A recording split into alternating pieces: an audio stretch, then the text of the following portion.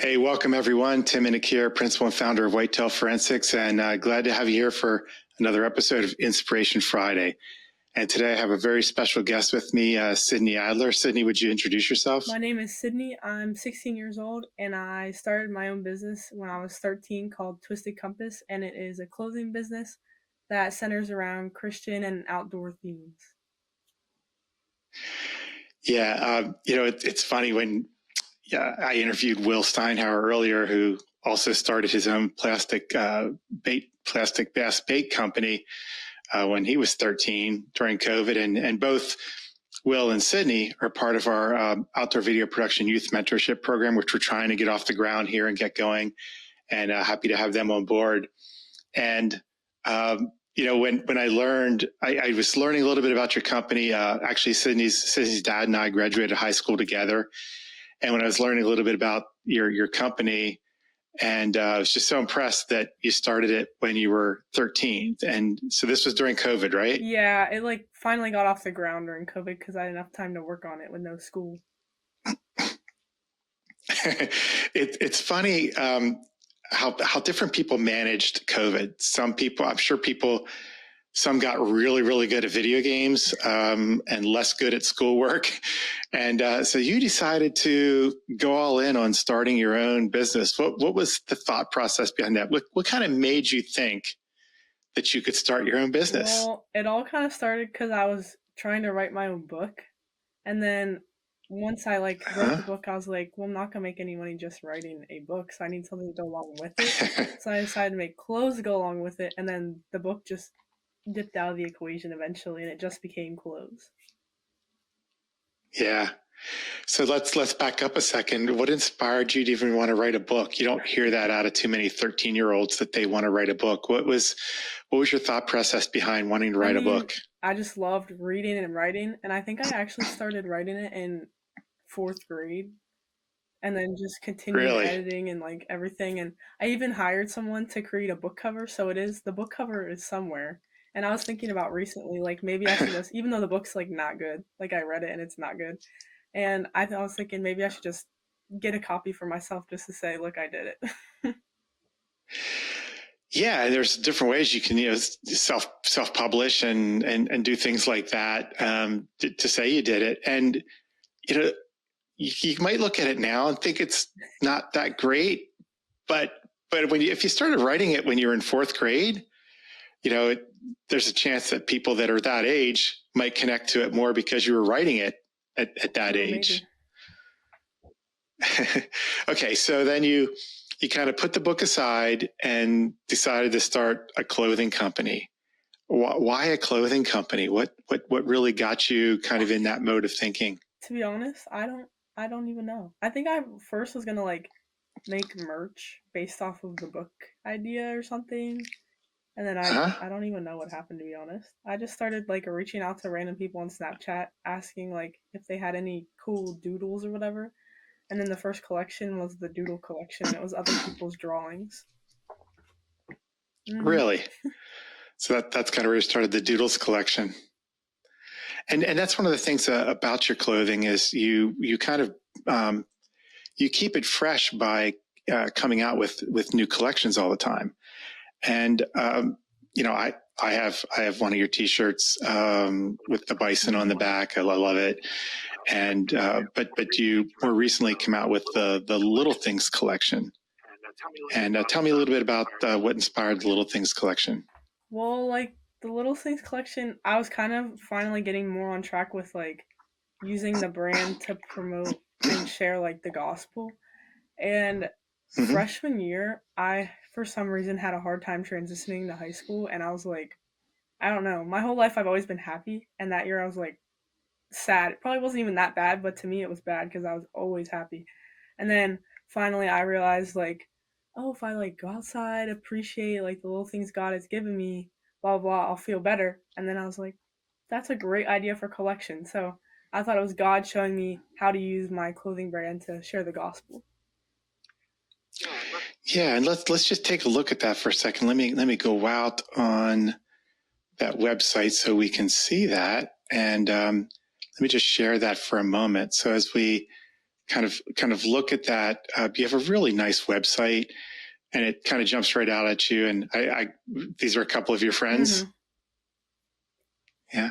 And it's nice. I see you get to recruit friends to, for some of your photos as well, which is great. And as we look down at the Little Things collections, some really interesting designs. If we look at the dandelion tee for a second, at first notice, it just looks like the seeds spraying off the dandelion, but then we have a Bible verse on the stem there that kind of stands out. So what comes first, the picture and then the verse, or the verse and then the picture? I think I start with the designs and then I try to find a verse that goes along with the message I'm trying to share. But with the Be Mm-hmm. the Light collection, the one I'm working on right now, the verse came first. So I guess it just depends. Okay. Yeah, that's kind of interesting. That process of design, and also tying it into kind of your faith. So, one of the things I think a lot of folks would be interested in understanding is, there's not a lot of young people, first of all, that are necessarily comfortable expressing their faith, but then to start a clothing business and kind of have it wrapped around your faith. What's that been like in terms of when you talk to your friends and others, in terms of reaction to combining a passion for creativity along with the core component of your faith? It definitely starts a conversation because when people or my friends at school ask about the brand, then I go into the Christian aspect of it, and then they get a little more interested. And it doesn't always go down like a huge deep conversation about being a Christian, but I'm hoping that just sparks something, and then maybe they start thinking about it. Sure, sure. And have you had any pushback? Has anybody thought or told you, has anybody tried to squash your dreams in terms of what you're doing with Twisted I Compass? mean, people say stuff sometimes, and then there's comments on Instagram. They're like, "Whatever, God's not real," but whatever. They're just random people online. Yeah, yeah. Oh, trust me, as someone who's started a side business here, for the WTFCAMO camouflage, there's plenty of people out there that want to make comments and do that in the safety of Facebook, Instagram, wherever else they choose to do it. And a lot of people decide to make sometimes less than courteous and types of comments. And somebody posted something the other day, and it said the haters. It was something like, the haters who hate on you never have it as good as what you have, and meaning that they may say, "Oh, we don't like your clothing, we don't like your designs," but they don't have the creativity. They're not doing something. Or they might say, "Hey, God's not real." It doesn't mean they're happy in their life. It doesn't mean they're content in their life. It doesn't mean they're fulfilled. So it's interesting when we start looking at the reasons why people put that on there. Do you let that just kind of roll right off, or how do you react when somebody makes a really nasty Yeah, comment? I mean, I don't care. Them commenting is boosting the post. You're helping me. So that's a good way to look at it. I've noticed sometimes when I've had people make a really negative comment, other people will other people then respond. But I've also found ways of people making negative comments that I was able to also turn them around to be funny. yeah. And for example, one guy wrote that, who needs camo? I hunt in a pop-up blind, and I could literally wear a clown suit, right? So that was his comment, that he could literally wear a clown suit in a pop-up line. So my response to that was, WTF camo, jacket, pants, hat, and neck gaiter, $256. Professional clown suit, $295. And I got like 60 some reactions to that. So sometimes when you address those things with humor, and the right type of humor, it can actually, you're right, it can sometimes help boost your post. There's no doubt about that. So what's the dream? I mean, what are you hoping to accomplish with Twisted Compass as you, and what year are you heading into in high I'm going to school? be a junior. Junior. All right. So you're heading to be a junior. Do you see yourself continuing this? Is this just kind of a now hobby? Is it going to be something you're going to continue to want to do on the side? What's the dream for Twisted Yeah, Compass? I don't really know if it's going to continue through college because my whole idea about starting a business at this age was that I can learn and not have to worry about Mm-hmm. repercussions and not making enough money and making mistakes because I'm not paying the bills right now. So I just thought it would be a really good learning experience. I don't know if it will continue, but I mean, I'm hoping in the future to have a business that still shares the gospel and stuff, or some type of job that I can still Sure. accomplish the same things. Yeah, I mean, and there's no saying you can't continue it in college and do it. It depends upon where you go. Of course, you might not be physically able to do it. In fact, you're sitting in your workspace right now, Yep. correct? And let me just share. I have. Let's see. Let's share this window. Hang on. It's going to take me a moment because, of course, it does not want to pull that up right away. When I do that, let's try sharing this again. Share. Here we go. Okay. So yeah, we have a couple pictures that you sent of your workspace.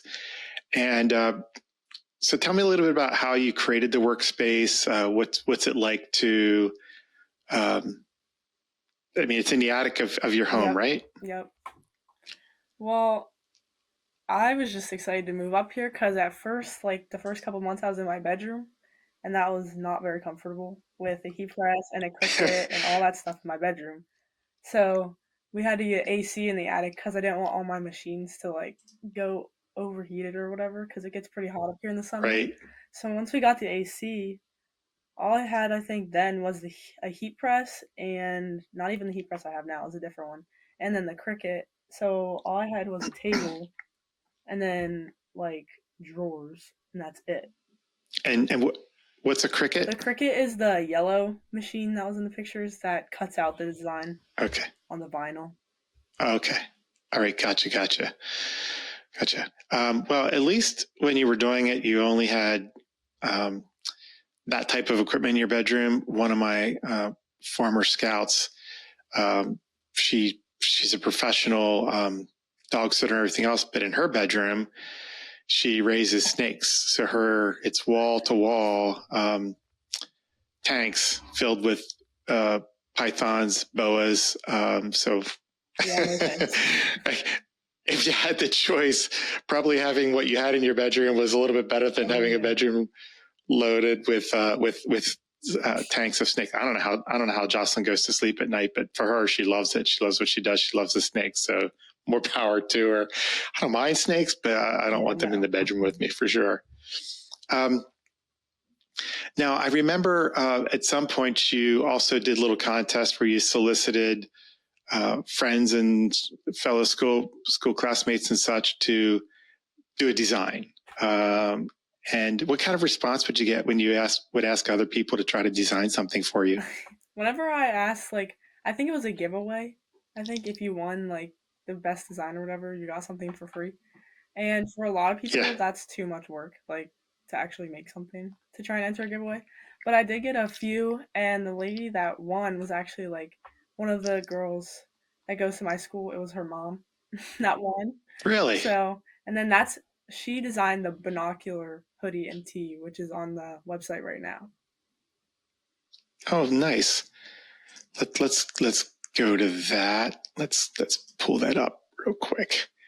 So I need to go to shop and all items. All right, so let's go. Scroll down. Not the goggle one. Oh, here we go. Right here.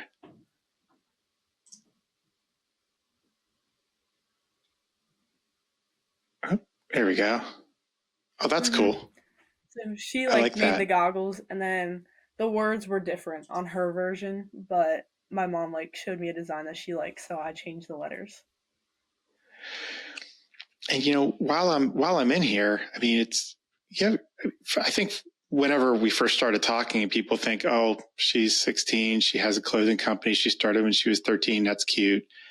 But when you actually get in here, you offer a lot, not just in terms of, you have kind of long sleeves, you have hoodies, you have knit caps, beanies, you have bucket hats, short sleeves, but also a lot of designs.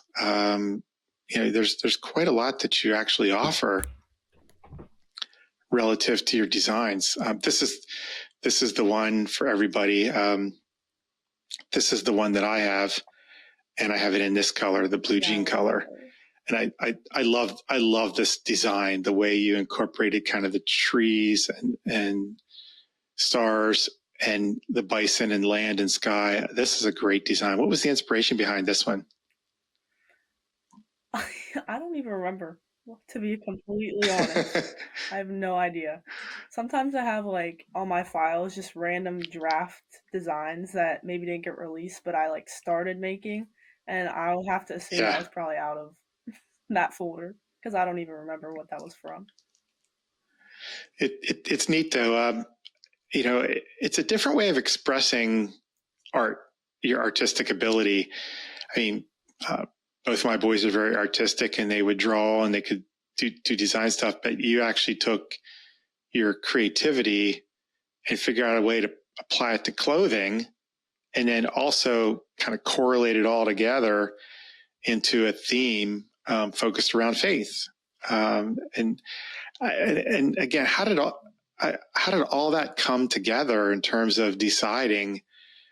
Like, did the design stuff come first? Like the clothing and all the design stuff come first? Like, at what point did you kind of have an aha moment where you decided to kind of center it around your faith as well? Yeah, the designs and everything definitely came first. I think I released like two two collections before I even did anything Christian based. But I think like I was praying and asking like, how can I share my faith more? And then God was like, Mhm. you literally have a clothing brand.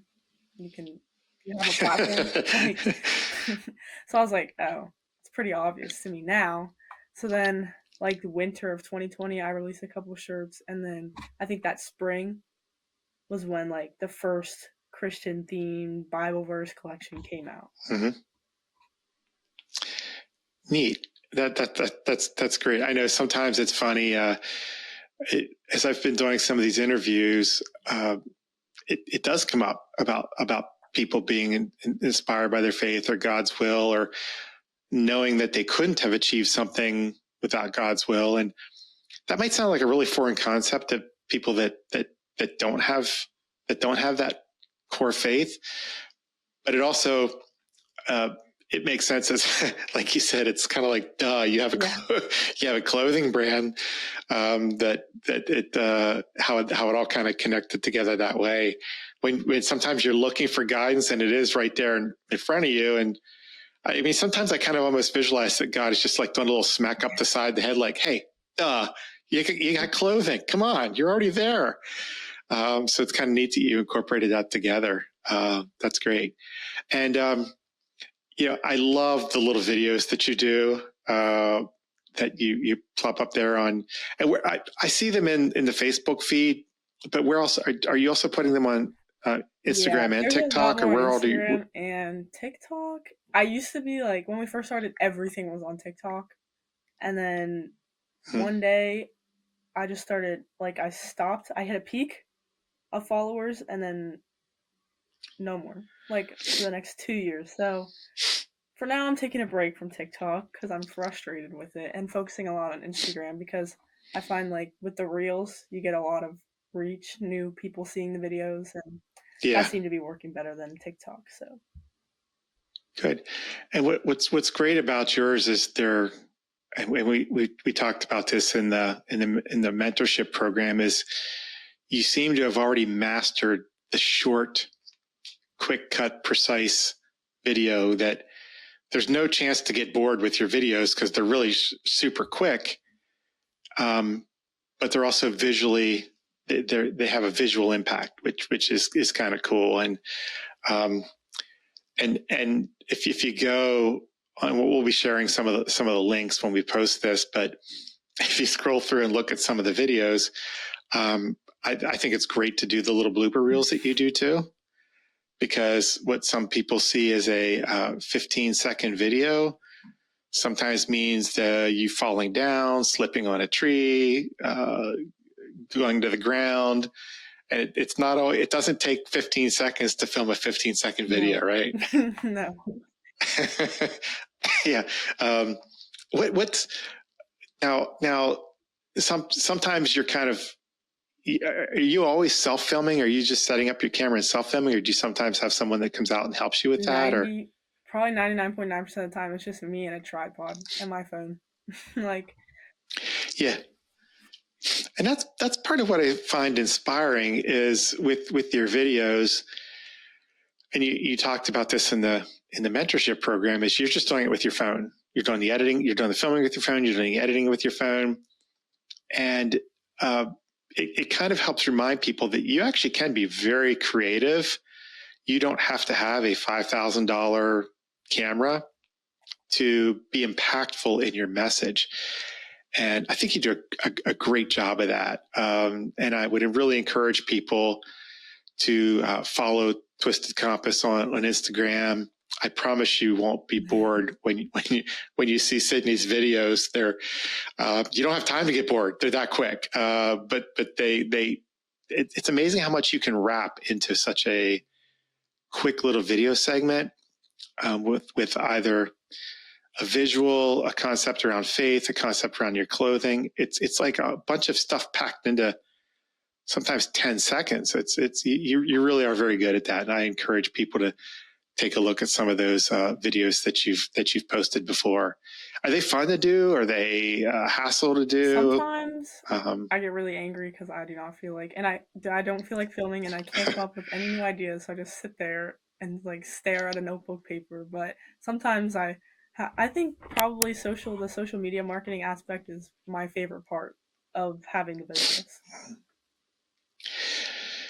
And that's actually probably one of the most, well, aside from you managing the financial aspect and everything else, that's probably one of to learn this at your age and what works and what doesn't work is really going to help you with whatever you decide to do later on. Because there's one thing that's very different about kind of your generation, the generation above you, and how that's so different from my generation is that I'm really still trying to find my footing with how to best use Instagram and Facebook. And I just did my first reel like 2 months ago, right? Like my first one ever. And I just did one 2 weeks ago it's already up to 4,400 views. And on a regular post, I get maybe a couple hundred views. Yeah. So I'm just starting to figure this out myself. So I'm excited for you in terms of whatever venture you choose to do in the future. That you've already been kind of chalking up a pretty good learning experience and a pretty good skill set for that with just a cell phone, which is amazing. And so what is the next step for Sydney? So talk about heading off to college. What's that look like? What are you looking at studying? What are you thinking about doing? Do you know yet? Yeah, I mean, I've always thought probably something in business, but I would really rather not think about it. But I know like this year, I think I want to play softball in college, so I have to start the recruiting and sending the emails and applying for scholarships, the whole junior year spiel. But right now, I really don't know what I want to study yet. Yeah, and I'll be the first one to tell you that's okay. I was a scout leader for 23 years, and I dealt with ages 14 through 20. And I saw also the stress that so many of them were going through in terms of deciding, what do I major in? What am I going to do? What do I want to do for the rest of my life? And my advice to them was always, it's okay that you don't know. Talk to adults and ask them what they want to do the rest of their life. Most of them don't know. like they might know they want to do something different, but they don't know what it is. So there's a lot of adults that have the same challenge. So the advice that I was giving to young people was find a college where you feel like you can be yourself and that you feel like you're comfortable, that you would like being there, that you kind of like the culture and the values and the opportunities, and in your case, softball. Find a place where you're really, really comfortable that gives you the opportunity to make the kind of changes in your interest, to make the kind of switch in what you may want to do for a living.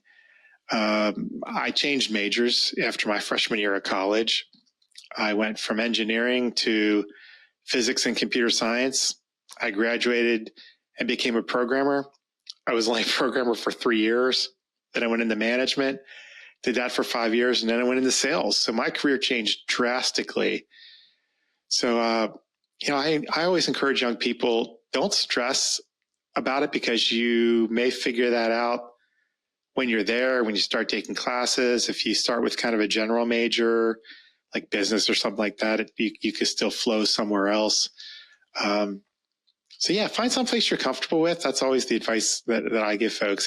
Have you started to look? Have you started to narrow down? Have you entered into that process Yeah, I yet? mean, I've started looking at some, and I know I want to be fairly close to home, and then softball's obviously an aspect, which means probably a smaller school. So, I mean, I have some Mm-hmm. guidelines of what I'm looking at, but we're still looking. It's funny when I was looking at colleges and in 1980 to 81, I guess it was early 81. And, and I went to Albright College and visited. My parents were at a different session, and I sat in what was called at the time the South Lounge. And I'm kind of sitting there in a chair, my feet propped up. People are walking by, everything's going on, and I'm thinking, wow, this is like sitting in my own living room, even though I've never been here before. And that sense of comfort made my decision right then and there. It probably wasn't the best college to go to for my major, or what my major ended up being, but it was the right college for me in terms of feeling like it fit. And you're in the same school district that I graduated from, and it's not a huge school district. It's not a city-oriented school district. It's very rural. So for me, some of the really, really large schools that had populations bigger than our hometown area and the next two combined, that was pretty intimidating for me. So yeah, I hope you find one that you're really interested, one that you feel really, really comfortable at as far as moving forward. It's going to be a fun process for you. You're going to try to continue now that deer season opens on Saturdays. You'll probably still be able to get out hunting even though you're in college, which will be nice. Yeah, hopefully. Yeah, and let me open up that window and share that because I mentioned Sydney's in our outdoor video production youth mentorship program, and she really does her filming around her clothing company, but she's also quite the accomplished hunter as well. And I think you said pretty much every year you've gone out so far, you've been able to harvest a deer. Yeah, I think it has been every year. My luck's pretty high. I think I need to. I need to take a break from the deer, so I can taste a couple years of not shooting one. But I really want to shoot a turkey because I missed a turkey a couple years ago. Oh So yeah. Oh, you did? yeah, Yeah. Now I know the area that you live in and that I grew up in, and are there many other young ladies in your class that hunt? Back when I was in school, I knew only one other young lady that hunted. Is that becoming more prevalent among young ladies yeah. today? There's a bunch more. I have quite a few friends Oh, that are hunters and love all that stuff too. oh, that's great. That's great. While I have this open, we'll just pull up a few more pictures of some of your clothing and how you do some of the photography and some of the poses. And I love the creativity. Sometimes you're not even looking directly at the camera, and you're getting the designs from different perspectives. You really, what's nice is that when you talk about you're kind of an outdoor themed Christian clothing company, I love the way you tie in the outdoors to all of your photography as well. And there's Sydney as we speak, and that's the Appreciate the Little Things shirt you have on there. And I really liked some of the video work you did around this, and really helping remind people about appreciating the little things in life that we so often pass by. Since coming up with that collection, did it change your perspective at all? Did it have you appreciating things that maybe you didn't think as much about before? Like, did it refocus you on appreciating some of the little things that you took for granted? Yeah, 100%. And and what were some of the things that you really started taking note of? I mean, every time I go outside, like, no matter what I'm doing, even if last year, even if I was just getting on the bus, like, just take a moment to just, like, be quiet and look around. And when you do, it's kind of surreal. Like, even, like, you see the moon, like, every day, but sometimes you look at it and you're like, wow. Like, sometimes my dad is really amazed by, like, sunsets, and I'm like, it's not even that cool. Like, we see that every day. But then I'm like, that's because, like, I look at all the social media crap, look at what's, like, right in front of me. I see cool sunsets on Instagram every day, but this one's right here, and, like, God's showing me this one right here. And I don't know, it's a different kind of feeling whenever you realize that everything is, like, God's creation, his little blessings. And I don't know, it's just kind of cool. Yeah, I know. During COVID, when there wasn't a whole lot else to do, we started mushroom foraging, which I really had never done before, and started out with looking for morels. And by doing that and looking at the floor of the woods and looking down, I discovered a whole new world. I pretty much only looked down to see where I was stepping in the woods, if I was out hunting or hiking or something like that. I wasn't looking down to appreciate what I was seeing. And I started discovering all different types of fungus and such that I'd never noticed before, that I'm sure I walked by all the time. I also started discovering that some of the things that I walked by and looked at, I found out now were edible. Chicken of the woods, which always seemed to me to look like something that would probably be toxic because it's, some of the varieties are really, really bright orange hanging off trees. Find out that not only is it edible, but it's delicious. And when you do it right, it tastes like you're eating chicken nuggets. So so I know I personally, now when I walk in the woods, I'm looking down a lot more. I'm looking up a lot more. And it's funny, during that COVID time, when we would go to a park where usually there might be 3 or 4 cars would be filling the parking lot and then lined up on the road because everybody took an opportunity to go out and look at things like that. So it's kind of funny how sometimes even a rough time like COVID put all of us in a situation to maybe focus on some things we had not focused on before. In the outdoors, especially because that was one of the only things we could do was spend some time outdoors. But isn't it, I find it interesting that just deciding to do a little things collection had just by talking about it and deciding to do it changed your perspective as well.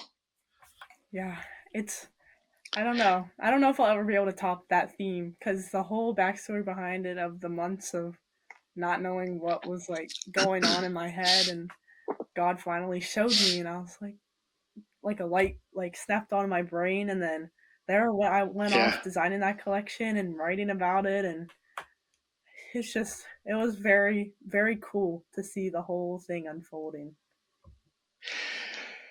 Yeah, it's a combination of inspiration and then being able to do it. And it's funny when you talk about struggling. An artist friend of mine, Dan Christ, he does a lot of wildlife.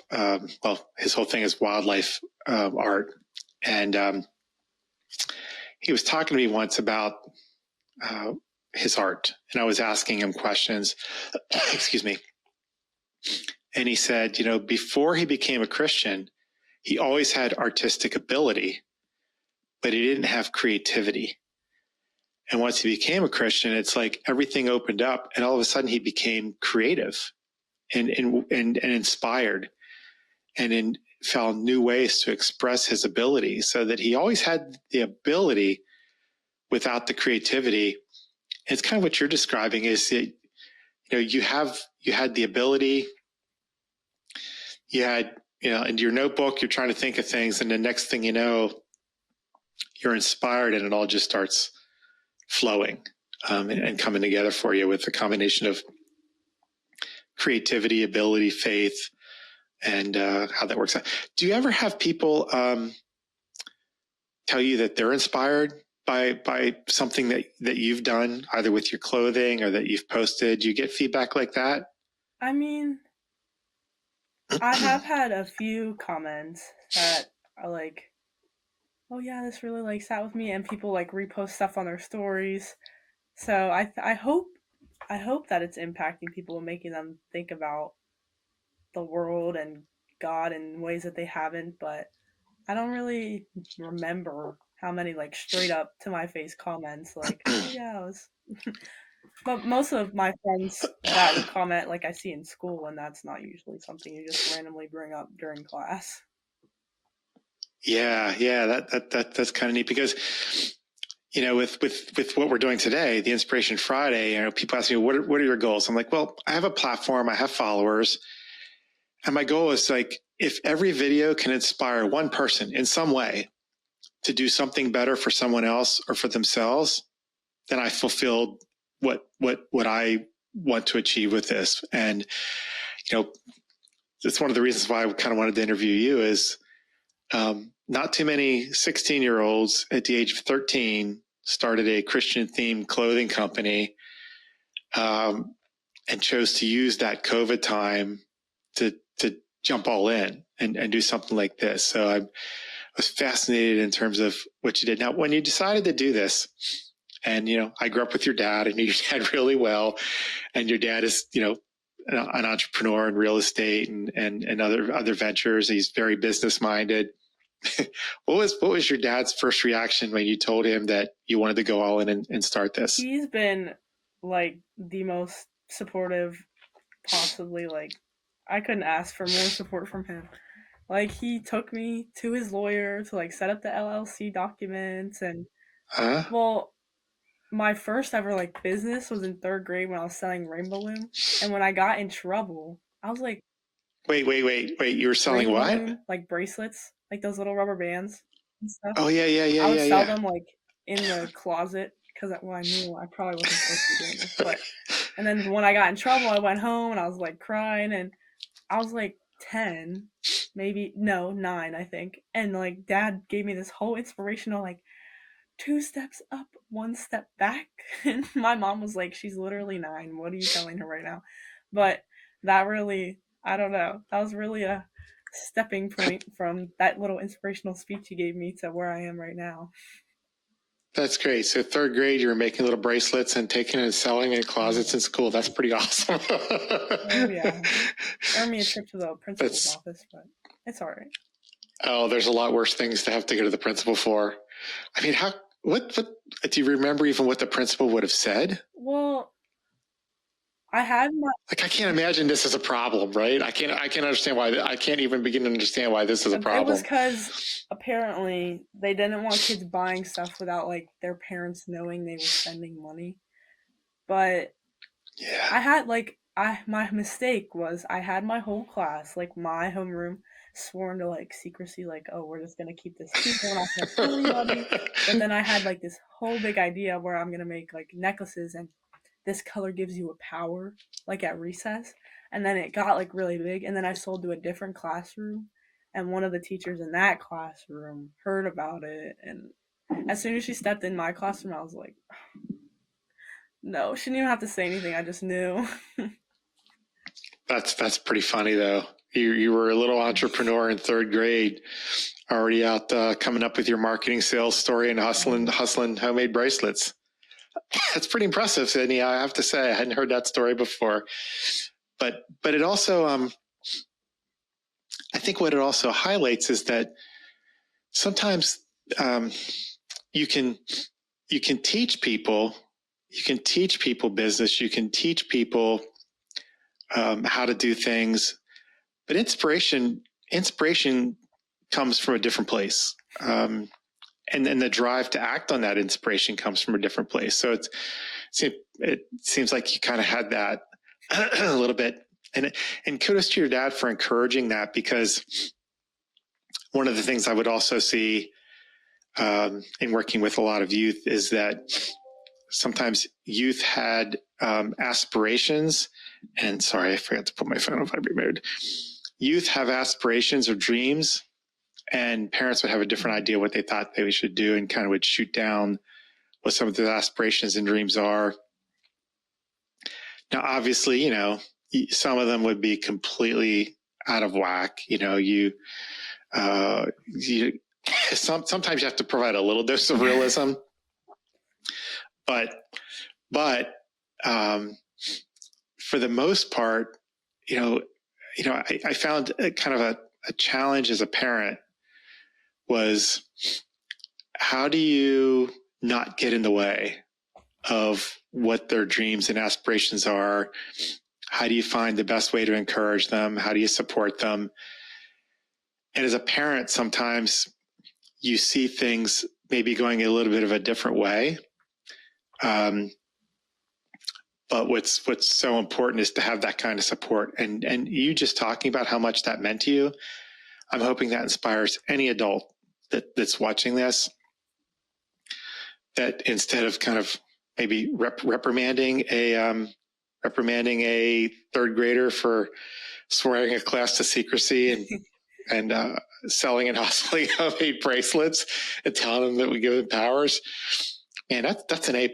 That's an A+ in terms of what you were doing there, and how to continue to foster that. So good job for your dad providing that level of encouragement and helping you to remain inspired to be able to then take that next step to start Twisted Compass.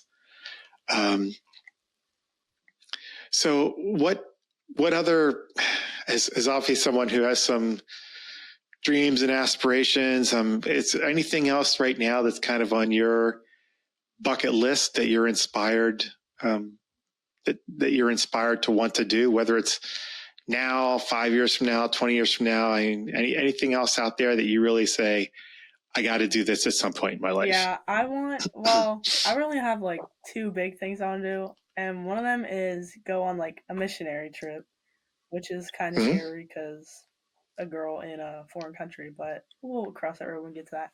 And the other is I want to like go in a van or a little camper and visit all the national parks in the U.S. That's kind of cool. Yeah, that's kind of cool. Yeah, the missionary trip, I think, as a dad, knowing your dad, and me as a dad, I definitely want you to do that in a safe country. I know we just saw this week a young lady was kidnapped in Haiti, doing work there, and hopefully that has a positive outcome. But we've seen stories where there's not been positive outcomes. But that is certainly a wonderful goal to look at and be inspired to do. And then visiting all the national parks, yeah, that's a pretty awesome one. One of the things, I don't know if you've seen these before, if you've started at all. One of the kind of cool things that I did and have them for my boys as well is hiking staff medallions. Have you seen those before? No. When you go to any national park in their little store, there's also a website you can order them. They're these tiny little medallions. They're like an inch big, and they'll have a scene from the park. And they're oftentimes in color, sometimes just in brass. And then they get nailed onto a hiking staff. So you can take a wood hiking staff, and as you visit each national park, you can put these on a hiking staff. I don't hike with the wooden staff, but I can have the medallions on there to kind of show everywhere that I've gone. And it's kind of a reminder of, it's a really cool reminder because you can load a lot of them on a hiking staff, And any national park you've been to in the past, you can go online and order them. They're only like $5 or $6 a piece. But they're a neat little thing that you can put on a wooden staff that you can have for the rest of your life that would track every national park you've ever visited. And sometimes there's multiple medallions. So there's multiple medallions for national parks. They may highlight different parts of the national park, but I love those hiking staff medallions. They're pretty cool. Yeah, definitely want a souvenir from all of them. Yeah. Well, Sydney, anything else you want to tell anyone about Twisted Compass? I know you're coming out with a new collection, so let's just talk really briefly. What's the new collection about? Yeah, the new collection is called the Be the Light collection, and it's based on verses in Matthew chapter 5, which are like, "You're the light of the world. You don't light a lamp and then hide it under a bowl," or something to that effect. But it's basically just about sharing your faith and being the light, since a lot of people around us are not. They're following in darkness, and you want to shine light on them. Yeah, it's that song we all sang in Bible school. Like, it's, this little light of mine, I'm going to let it shine. It's, I can't imagine there's a Bible school or Sunday school anywhere in the country within the Christian faith that has not sung that song for kids. That's a great verse to base it off of. So I'll be anxious. When's that collection coming out? I'm hoping this month at some point. I got to nail down a few details and finish some of the embroidery designs, but we're about getting there. We're getting there. Wonderful. Well, I really appreciate you taking the time today. I know we're actually doing this earlier in the day because of your commitment. You're helping out with a softball camp and working with kids at a softball camp, and really appreciate you spending your time doing that in the afternoons and evenings. And so thanks for making time to do this. I really enjoyed our conversation, and I'll be putting links to your website and encourage people, kind of where to go on Facebook as well. I'm hoping this video turns out all right, because during most of this time, you've not shown up on camera. So I'm hoping it's actually recording you. Yeah, I can see you. You've been blurry a little bit, but. Yeah, I've just been seeing a blank screen most of the time. So if it doesn't get this, then I'll just put a cute little picture of Sydney up here wherever there's not video, so we can at least still kind of hear what all you had to share. And honestly, thanks for the inspiring story that really kind of gets to the heart of young people. You started kind of with this at third grade, kind of having this idea of doing some things on your own, that young people sometimes have dreams, ideas of what they can do, want to do. And with a little bit of initiative and drive, sometimes a little bit of faith and support, it's amazing what can be done. I mean, you're not getting rich on Twisted Compass, but you're selling clothing. You're learning business. Like you said, you're learning social media, and hopefully we'll encourage some people to get to your site and buy something that reaches out and touches them to help support you a little bit as we've done this interview. So Sydney, thanks so much for your time today. And I wish you continued success, and I'll be looking forward to seeing that collection come out. Thanks for inviting me. All right. Thanks, Sid. Have a good day.